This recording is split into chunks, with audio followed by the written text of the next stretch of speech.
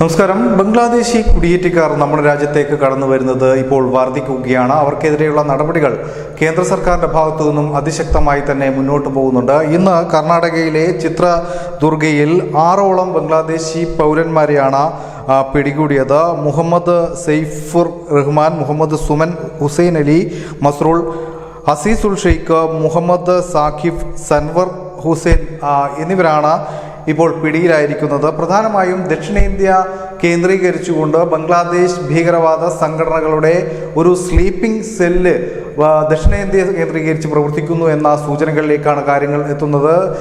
കഴിഞ്ഞ ദിവസം NIA റെയ്ഡിൽ നിരവധി ബംഗ്ലാദേശി കുടിയേറ്റക്കാരെ കണ്ടെത്തുകയും അവർക്കെതിരെ നടപടികൾ സ്വീകരിക്കുകയും ചെയ്തിരുന്നു.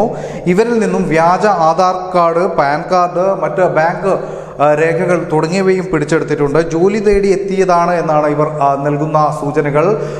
ഇവരുടെ വ്യാജ രേഖകൾ പശ്ചിമ ബംഗാളിലെ കൊൽക്കത്തയിലാണ് നിർമ്മിച്ചതെന്നാണ് അന്വേഷണ സംഘം ഇപ്പോൾ പറയുന്നത്. മാത്രമല്ല, കർണാടകയിൽ ഇവർ ഭൂമിയും മറ്റ് വസ്തുവകകളും വാങ്ങിക്കൂട്ടിയതായും ചില സൂചനകൾ ലഭിക്കുന്നുണ്ട്. എന്തായാലും ബംഗ്ലാദേശി കുടിയേറ്റക്കാരെ നമ്മുടെ രാജ്യത്ത് നിന്നും പുറത്താക്കാനുള്ള നടപടികളുമായി അന്വേഷണ ഉദ്യോഗസ്ഥരും ഏജൻസികളും NIA പോലുള്ള ഏജൻസികളും ഇപ്പോൾ കൃത്യമായ അത്തരം നിലപാടുകളിലേക്ക് കടക്കുകയാണ്.